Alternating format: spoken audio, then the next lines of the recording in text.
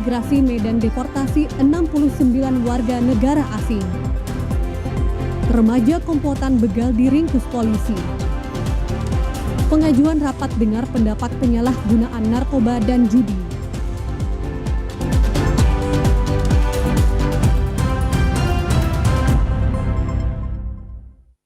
Kantor Imigrasi Medan deportasi 5 orang warga negara asing dalam kurun waktu sepekan.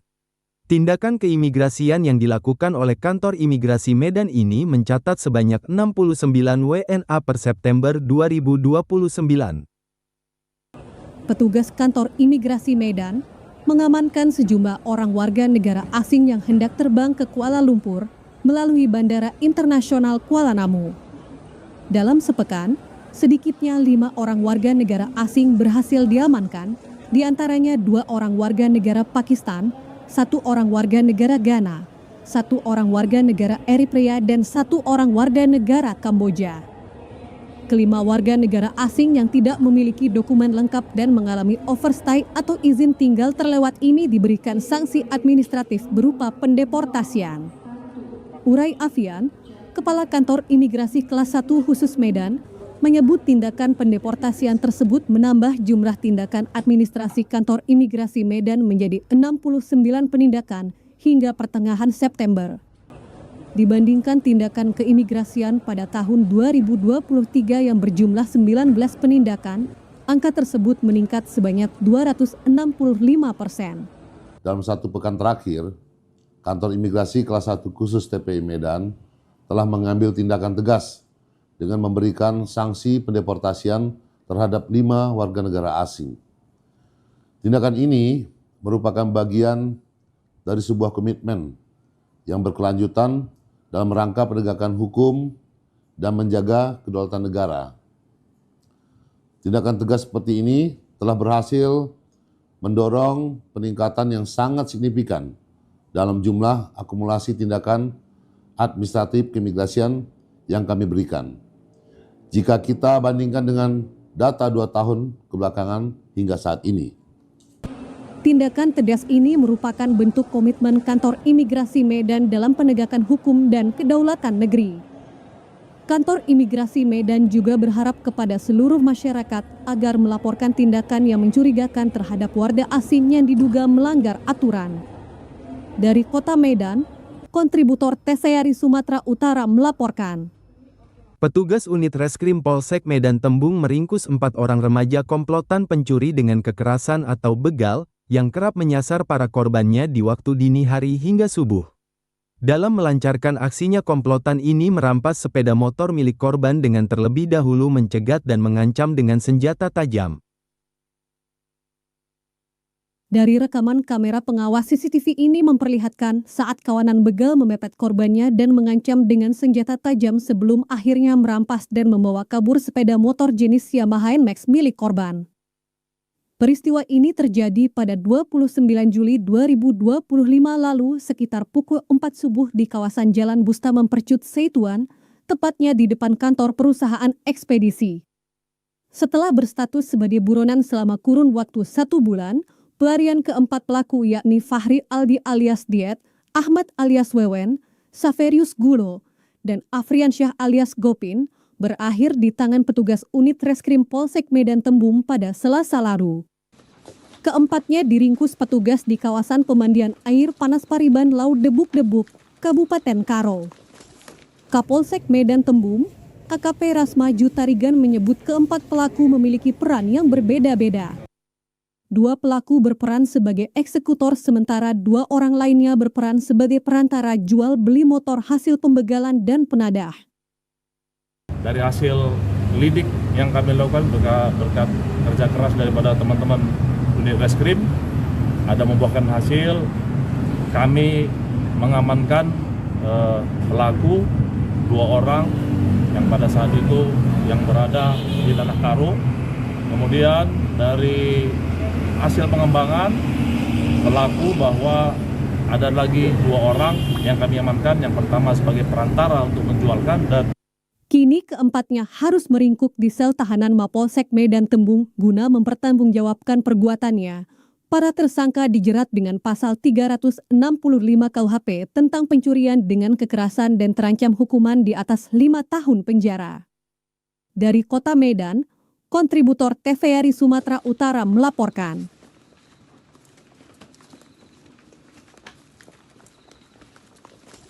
Aksi pencurian barang milik kurir paket jasa pengiriman terjadi di Kota Medan.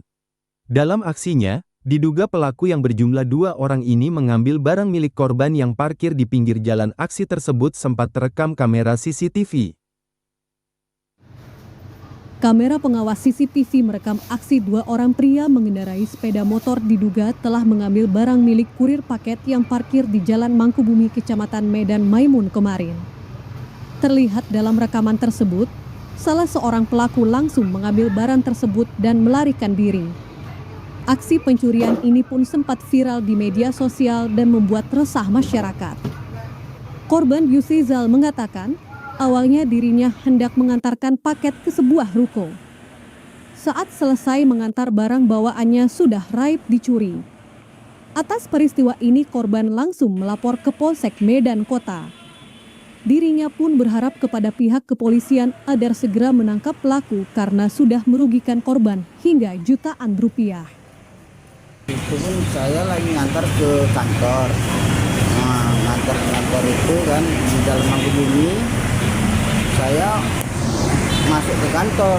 Pas udah selesai saya mengantar paket, pas saya keluar itu paketnya udah nggak ada lagi. Dua, Pak. Dua. Itu sekitar hampir 2 jutaan lah, Pak. 2 jutaan lebih ya? Nggak tahu, Nggak Pak. tahu ya? Karena saya keluar udah nggak ada lagi orang apapun. Dari Kota Medan, kontributor TVRI Sumatera Utara melaporkan.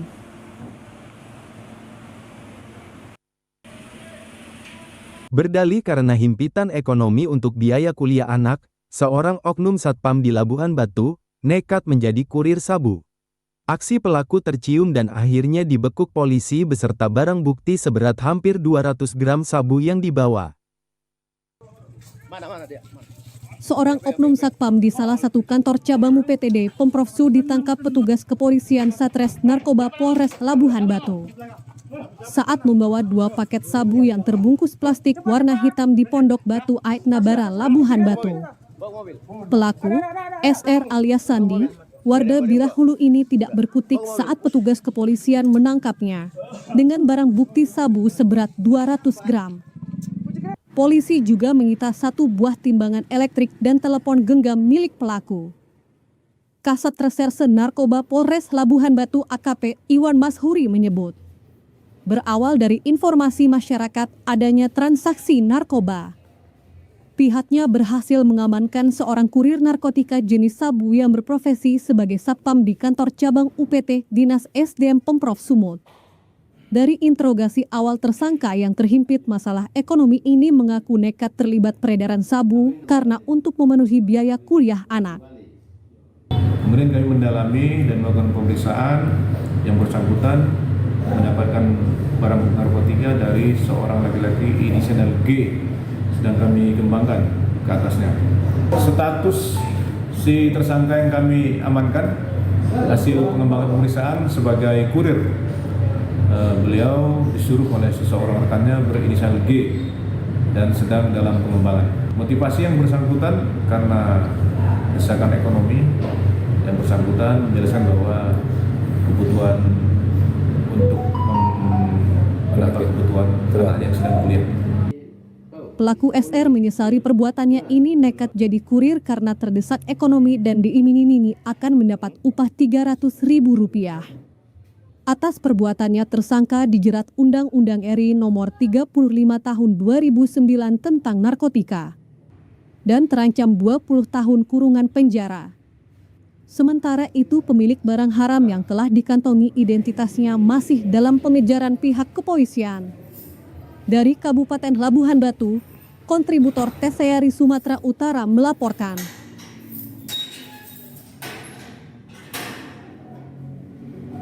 Aksi pencurian uang di dalam kotak infak masjid di Deli Serdang terekam CCTV. Pelaku sempat dicurigai jamaah wanita berpura-pura beristirahat kemudian beraksi melakukan pencurian. Dalam rekaman CCTV di Masjid Afnawi Nuh di kawasan Jalan Ustadz Abdul Qadir Nuh, Kabupaten Deli Serdang, terlihat seorang pria mencuri uang di dalam kotak infak masjid. Pelaku awalnya datang menggunakan motor ke masjid pukul 17.30 sore. Berpura-pura wudhu kemudian langsung mencongkel kotak infak yang ada di ruang utama masjid. Karena aksinya dicurigai jamaah wanita yang selesai sholat, pelaku berpura-pura beristirahat. Setelah situasi dalam masjid kosong, pelaku kembali mencuri. Dengan cara mencongkel kotak infak menggunakan obeng dan berhasil membawa kabur sejumlah uang. Pengurus Masjid Afnawi Nuh M. Fadli mengatakan, aksi pencurian baru pertama kali terjadi. Meski tidak mengetahui pasti total uang yang dicuri, namun jamaah masjid merasa resah dengan aksi pencurian tersebut. Pura-pura berwudu dulu, lalu masuk menuju kotak infak kita yang berwarna hijau. Dia mencongkel, ada sekitar 3 kali pencongkelan, dan diketahui oleh jemaah wanita, dan dia pura-pura tidur lalu keluar dan kabur. Ini kejadian pertama kali sebelumnya belum pernah terjadi. Untuk kerugian kotak infak kami belum bisa memastikan karena kami belum mengecek, dan kotak infak itu rusak di bagian pinggirnya bekas congkelan obeng dari pelaku. Pengurus masjid telah melaporkan aksi pencurian uang infak ini ke Babin Kamtibmas dan pemerintah setempat dan berharap aksi serupa tidak terulang lagi. Dari Kota Medan, kontributor TVRI Sumatera Utara melaporkan.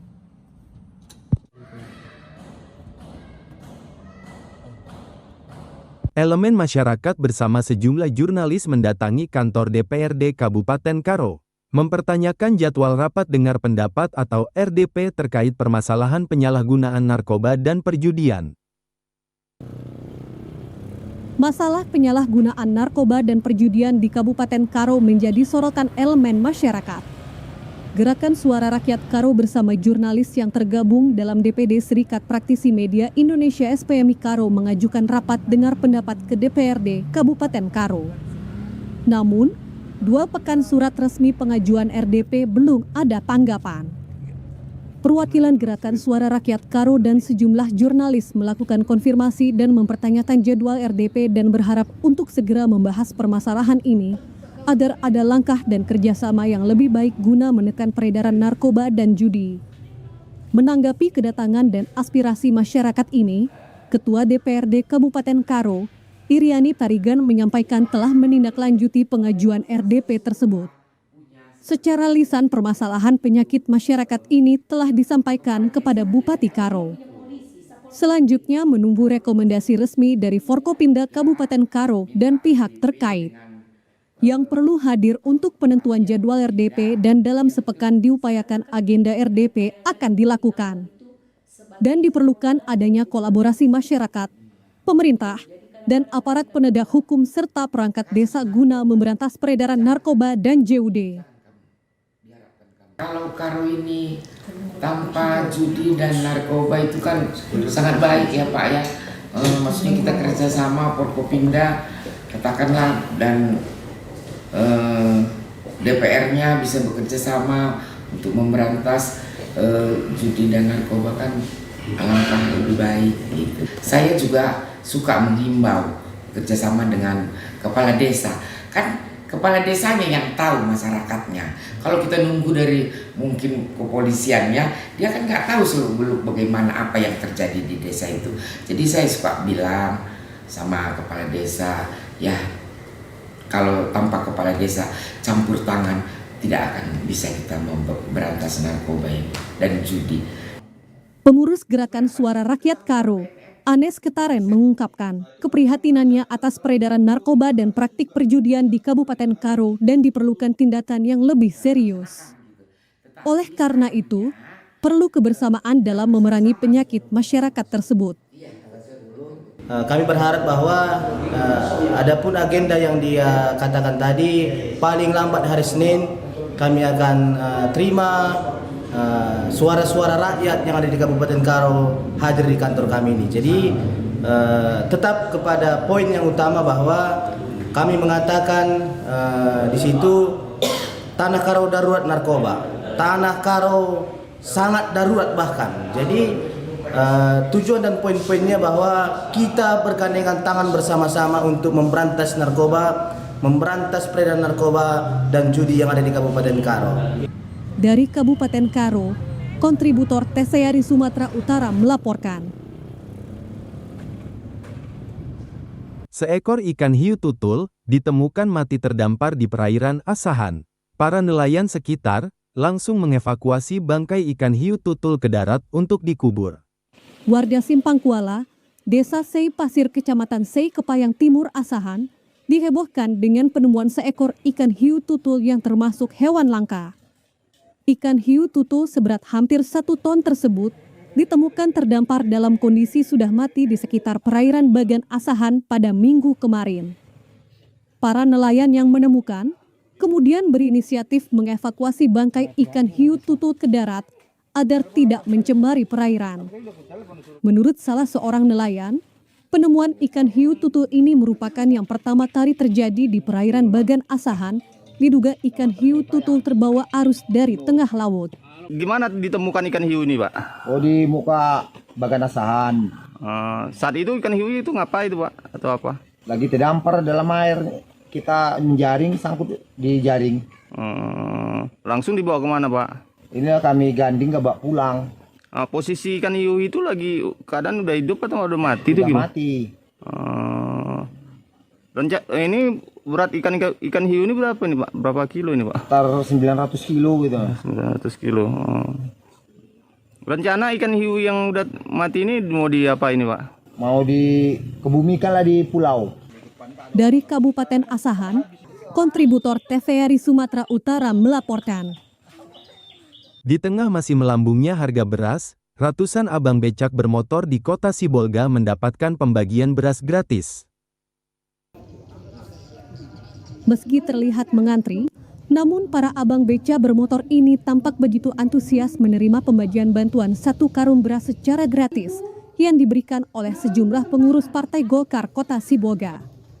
Bagi para abang beca yang menerima bantuan beras gratis tersebut mengaku bahwa bantuan beras yang mereka peroleh sangat membantu mereka untuk memenuhi kebutuhan beras di rumah, di tengah masih mahalnya harga beras di pasaran. Alhamdulillah, kita selaku abang beca berterima kasih kepada Partai Golkar yang telah menyentuh hati rakyat untuk memberikan bantuannya. Pembagian jatah 1 karung beras yang diperoleh ratusan abang beca di Kota Sibolga merupakan kegiatan dalam menyambut ulang tahun Partai Golkar ke-61.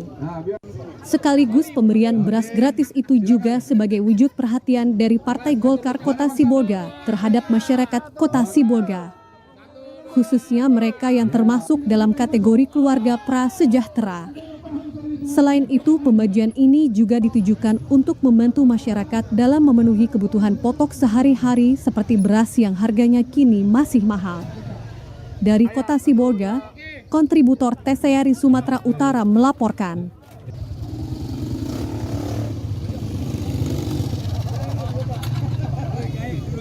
Pemirsa, kami akan segera kembali dengan sejumlah informasi lainnya.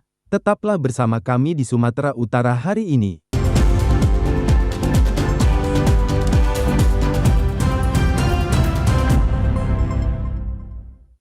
Kapolda Sumut menekankan pentingnya peran generasi muda sebagai penentu masa depan bangsa.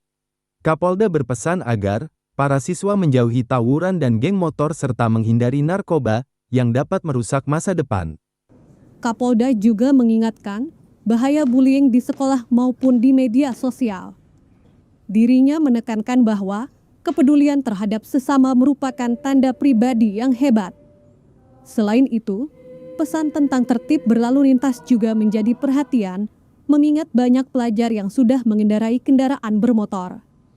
Tidak hanya memberikan pesan larangan, Kapolda juga memotivasi para siswa untuk berani bermimpi besar dan mengejar cita-cita dengan kerja keras, disiplin, serta doa. Dikatakan, keberhasilan tidak lahir dari kemalasan, melainkan dari perjuangan. Amanat meninggalkan kesan mendalam bagi siswa-siswi SMA Negeri 1 Medan, sekaligus menjadi motivasi untuk terus berprestasi dan menjauhi hal-hal negatif yang dapat merusak masa depan. untuk bisa meningkatkan pendidikan kita dengan intelijensi. Saya mendengar dari teman-teman di Jakarta bahwa pemerintah Presiden ini akan memberikan bantuan dan dukungan kepada anak-anak sekolah kita untuk bisa belajar di luar negeri atau LPDP. Akan kirim ke berbagai negara untuk menimba ilmu. Tetapi setelah di sana, pulanglah ke negeri kita. Membangun negara ini. Kita contoh dari Korea Selatan. Dari Kota Medan, kontributor TVRI Sumatera Utara melaporkan. Pemerintah Kota Binjai memastikan seluruh rumah sakit milik pemerintah maupun swasta di Binjai sudah membuka layanan berobat gratis melalui program Universal Health Coverage atau UHC prioritas. Sejak hari pertama program UHC diresmikan, setidaknya sudah ada 4 orang pasien yang mendapat layanan berobat kesehatan gratis di RSU Arta Medika, Jalan Samahudi, Kelurahan Satria, Kecamatan Binjai Kota. Sekretaris Dinkes Pemko Binjai, Dr. Indra Tarigan menyebutkan berdasarkan hasil monitoring sudah ada 4 orang yang sudah mendapat pelayanan berobat gratis di RSU Arta Medika. Dijelaskan Dr. Indra, pihaknya kini tengah melakukan monitoring ke seluruh rumah sakit yang ada di Kota Binjai guna memastikan pelayanan berobat gratis melalui program UHC dapat terlaksana dengan baik. Untuk hari ini, Indra mengaku sudah melakukan monitoring di 2 rumah sakit terkait kesiapan melaksanakan program UHC. Meskipun begitu, Dr. Indra tak memungkiri pasti akan ada kendala-kendala yang akan dihadapi, namun pihaknya tetap akan mencari solusi terbaik supaya pelayanan dapat berjalan lancar. Untuk beberapa hal-hal yang menjadi kekurangan dalam pelaksanaan UHC nantinya akan menjadi evaluasi untuk segera ditindaklanjuti. Hari ini menindaklanjuti hasil launching semalam UHC, bahwasanya Bapak Wali Kota terus mengupayakan agar memonitoring ya semua layanan kesehatan baik rumah sakit maupun puskesmas untuk berkontribusi ya melaksanakan pelayanan UHC. Alhamdulillah hari ini saya di 2 titik yaitu Rumah Sakit Al-Fuadi dan Rumah Sakit Arta Medika sudah melaksanakan program UHC. Dari beberapa kriteria sudah saya lihat bahwasanya sudah berjalan, tapi mudah-mudahan ke depannya setiap permasalahan akan kita diskusikan ya terkait dengan pelayanan UHC tersebut. Dan mudah-mudahan hari ini sudah berjalan ya, sudah ada 4 kasus ya dok ya UHC, alhamdulillah sudah teratasi. Sementara itu, Dr. Enita Sitepu selaku Direktur Operasional RSU Arta Medika mengaku pihaknya sangat mengapresiasi terkait kebijakan pemerintah yang meluncurkan program berobat gratis UHC ini. Pihaknya mengaku siap mendukung program UHC ini untuk membantu warga kurang mampu agar dapat memperoleh pelayanan kesehatan secara gratis. Kami dari Rumah Sakit Arta Medika sangat mengapresiasi dengan adanya kebijakan dari Wali Kota dan Wakil Wali Kota terkait dengan adanya program UHC ini. Artinya sangat membantu masyarakat sendiri, terkhusus untuk di Kota Binjai, bahwa ini merupakan salah satu pelayanan yang baik ya untuk masyarakat Binjai, apalagi untuk pasien-pasien yang mungkin saat ini tidak dapat mendapatkan fasilitas pelayanan yang baik, tetapi dengan adanya program Wali Kota semua dapat merata untuk mendapatkan fasilitas yang baik, sehingga kami Rumah Sakit Arta Medika sangat mendukung dengan adanya program ini dan kami siap untuk melakukan pelayanan yang prima kepada seluruh masyarakat Kota Binjai terkhususnya, sehingga semua masyarakat dapat terlayani dengan baik. Dari total 315.609 jiwa penduduk Binjai, sebanyak 314.315 jiwa telah terdaftar sebagai peserta jaminan kesehatan nasional. Dengan demikian, Kota Binjai berhasil mencapai Universal Health Coverage dengan tingkat kepesertaan 99,59%. Ini melampaui target RPJMN tahun 2025 yang ditetapkan sebesar 98,66%. Sehingga capaian ini menjadikan Kota Binjai sebagai daerah satu-satunya yang dapat PT Pegadaian melalui Kantor Wilayah 1 Medan, menggelar media gathering dengan melibatkan perwakilan lembaga media dan pemimpin redaksi di Kota Medan kemarin. Kegiatan ini menjadi ruang berbagi informasi sekaligus mempererat hubungan Pegadaian dengan insan pers. Acara yang berlangsung di salah satu hotel di Kota Medan ini dimulai dengan pemaparan program transformasi Pegadaian, mulai dari semangat Pegadaian 100 hingga gagasan mengemaskan Indonesia yang menekankan kontribusi perusahaan dalam meningkatkan kecerdasan finansial masyarakat melalui literasi, edukasi, dan inklusi keuangan berbasis emas. Setelah sesi pemaparan kegiatan berlanjut dengan diskusi interaktif, para undangan dari media turut menyampaikan pandangan masukan, serta harapan agar pesan literasi keuangan bisa tersampaikan lebih luas ke masyarakat. Acara ditutup dengan jamuan makan malam bersama yang berlangsung hangat, mencerminkan eratnya kolaborasi antara pegadaian dan media. Momentum ini diharapkan semakin memperkuat sinergi dalam menyebarkan informasi tentang transformasi digital pegadaian, sekaligus meningkatkan pemahaman masyarakat mengenai pentingnya pengelolaan keuangan yang bijak. Ya, yang pertama media, kami menyadari media adalah mitra pegadaian untuk menyampaikan informasi kepada masyarakat. Tentunya kami berharap sinergi yang terjalin dengan media ini dapat berlanjut terus-menerus sehingga informasi-informasi manfaat produk dan layanan yang dimiliki pegadaian itu sampai ke masyarakat dan masyarakat semakin melek secara keuangan atau istilahnya literasinya itu well literate itu sehingga mereka bisa terbebas juga dari investasi bodong atau pinjol ilegal yang tentunya itu berisiko merugikan masyarakat gitu. Ya, yang pertama literasi keuangan itu kan tujuannya agar masyarakat semakin tahu produk dan layanan industri keuangan. Yang kedua juga semakin cerdas, semakin terampil dalam memanfaatkan produk dan layanan dari industri keuangan itu sendiri. Sehingga dengan literasi yang dilakukan oleh pegadaian ini, masyarakat jadi semakin paham, semakin bisa memanfaatkan, dan tentunya ini diharapkan akan semakin meningkatkan kesejahteraan masyarakat di masa depan. Melalui media gathering ini, Pegadaian menegaskan komitmennya untuk terus hadir sebagai mitra masyarakat dalam mewujudkan literasi dan inklusi keuangan yang lebih luas di Indonesia. Dari Kota Medan, Tim Liputan TVRI Sumatera Utara melaporkan. Polsek Balige melaksanakan kegiatan Gerakan Pangan Murah Polri untuk masyarakat bertempat di depan Mako Polsek Balige, Kabupaten Toba pada hari ini. Dalam kegiatan ini, Polsek Balige menyediakan bahan pokok berupa beras SPHP sebanyak 200 karung dengan total 1 ton beras dijual dengan harga terjangkau, yakni Rp60.000 per karung ukuran 5 kg. Kapolsek Balige, AKP Libertius Yahaan ketika dikonfirmasi menyampaikan bahwa kegiatan ini merupakan wujud kepedulian Polri terhadap masyarakat sekaligus upaya membantu menjaga stabilitas harga bahan pokok di wilayah hukum Polsek Balige.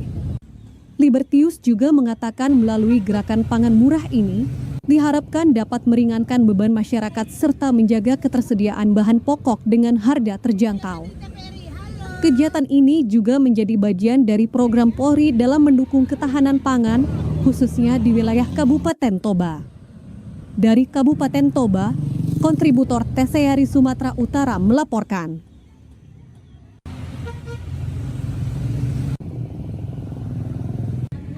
UMKM Macikem mengandalkan bahan alami dan tetap konsisten menjaga kualitas produknya serta bersaing di tengah jajanan modern.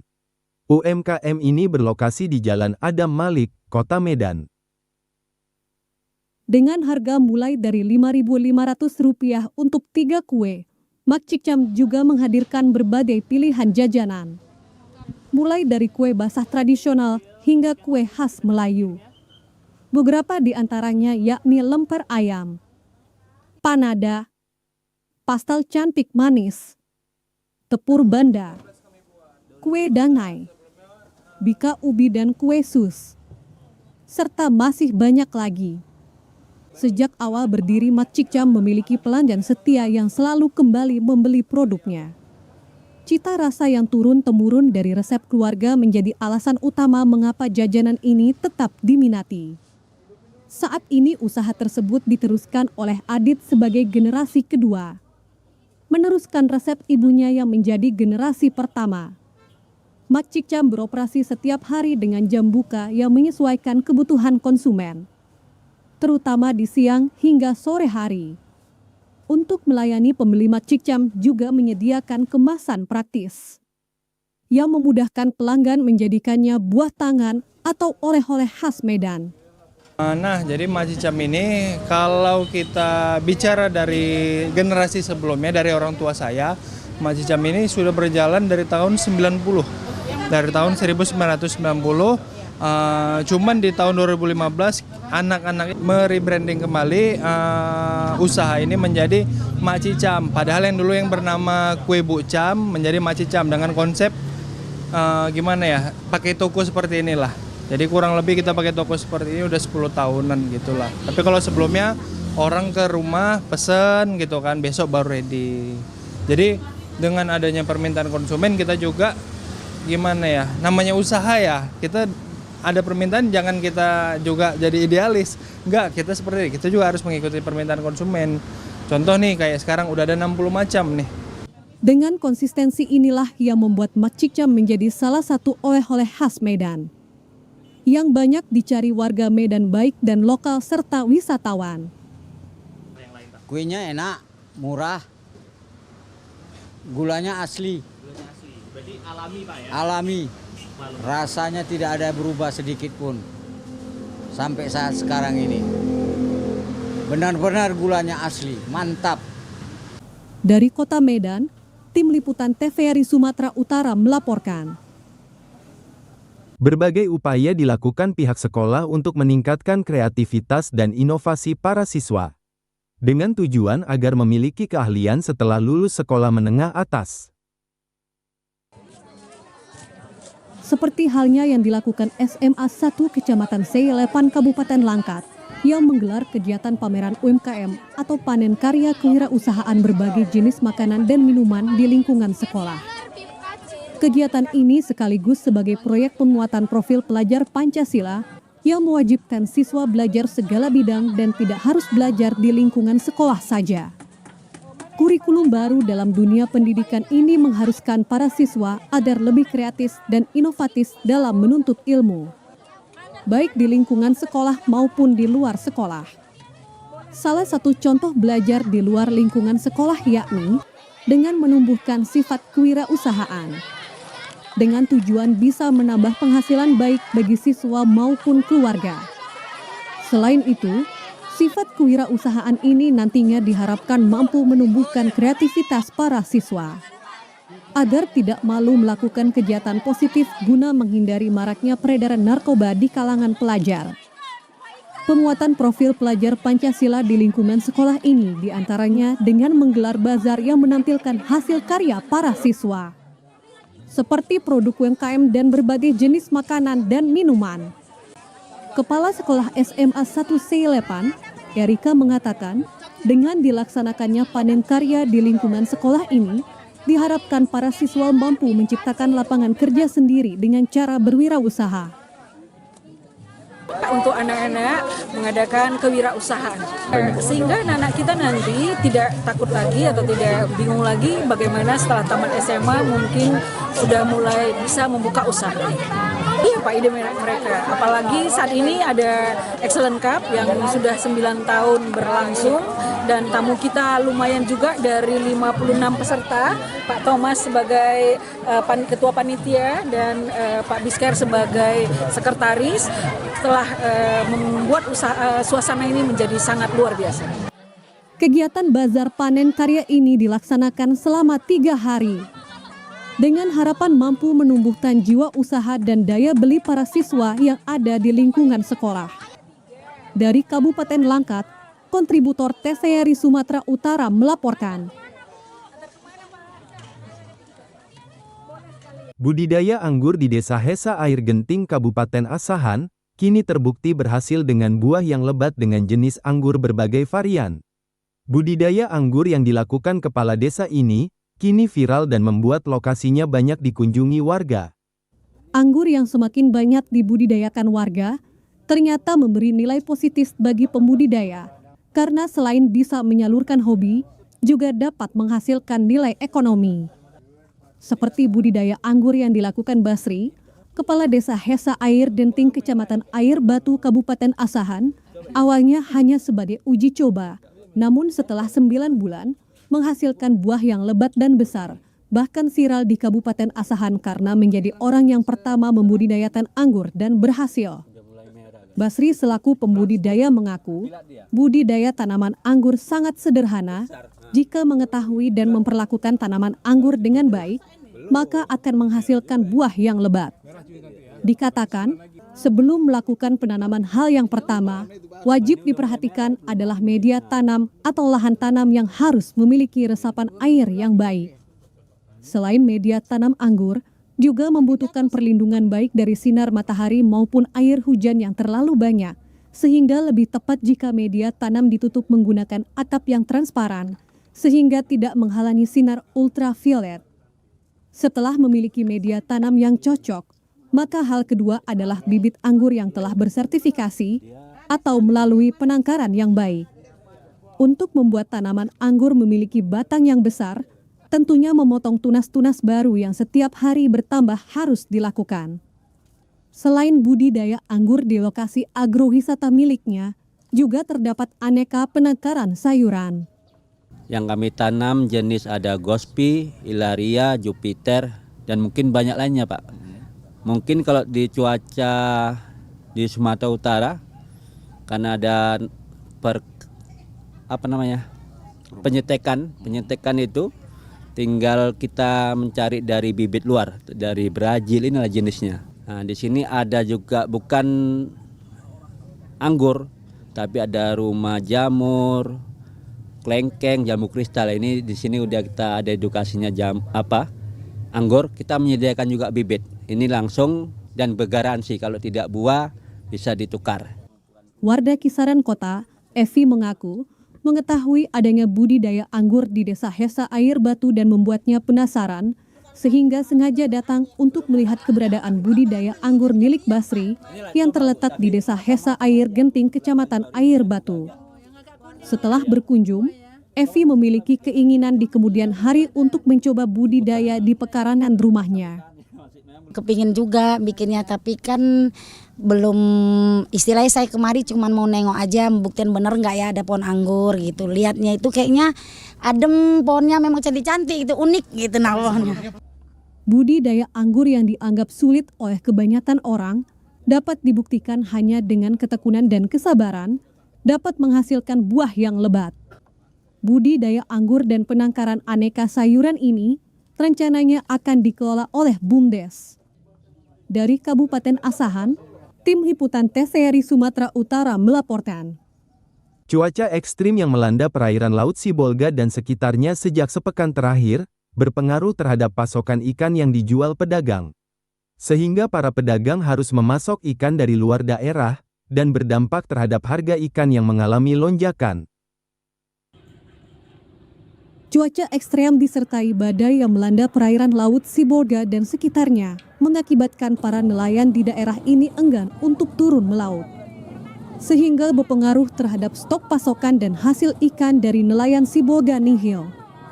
Untuk memasok ikan di daerah ini, para pedagang saat ini hanya dapat memasok ikan dari luar daerah seperti Aceh, Batubara, dan Tanjung Balai. Karena pasokan dari luar daerah tersebut mengakibatkan harga ikan naik. Salah seorang pedagang ikan Ucok mengatakan, harga jual ikan saat ini terbilang sangat tinggi di pasar ikan modern Sibolga yang menjadi pusat pasar penjualan ikan di daerah ini. Dijelaskannya untuk harga ikan jenis sare dijual dengan harga Rp32.000 per kilo, yang harga sebelumnya hanya Rp15.000 per kilogram. Kemudian jenis ikan anak tenggiri L sebelumnya hanya Rp20.000 naik menjadi Rp40.000 per kilogram. Memang karena cuaca sangat ekstrim, di Sibolga bisa kita katakan nggak ada ikan. Ikan yang berada seperti ikan ini berada dari Aceh. Ikan Aceh masuk ke sini dari Pagurawan, Batubara, dan juga Tanjung Balai. Kalau ikan Sibolga pada saat ini memang mudah-mudahan kosong, bisa dikatakan kosong. Makanya dengan ini harga ikan melambung tinggi dan daya jual hilang. Ini yang biasanya Rp15.000 per kilonya, sekarang ini menjadi Rp32.000. Sementara itu, salah seorang pembeli Risni mengatakan, harga jual ikan yang tinggi sangat berdampak kepada daya beli masyarakat. Bahkan sebagian masyarakat kebanyakan mengurangi jumlah pembeliannya. Mahal bang saat ini karena mungkin ikan mungkin musim hujan kali ya, musim badai, karena mungkin mahal lah pak ikannya. Saat ini para pedagang dan nelayan Sibolga hanya bisa berharap agar cuaca dapat kembali normal sehingga harga ikan dapat kembali normal seperti biasanya. Dari kota Sibolga, kontributor TCRI Sumatera Utara melaporkan.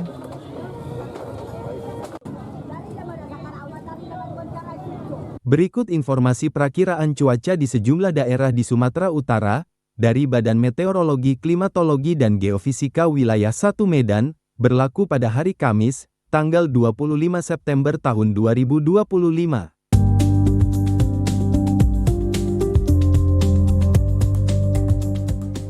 Pagi Sobat BMKG dimanapun berada, bersama saya Lestari, Perakirawan BMKG Wilayah 1 Medan menyapa Sobat BMKG dimanapun berada untuk menyampaikan update informasi perakiraan cuaca untuk hari Kamis 25 September 2025. Pagi hari cuaca diperkirakan berawan dan berpotensi hujan ringan di wilayah Langkat, Mandailing Natal, Nias, Nias Barat, Nias Selatan, Nias Utara, dan Gunung Sitoli.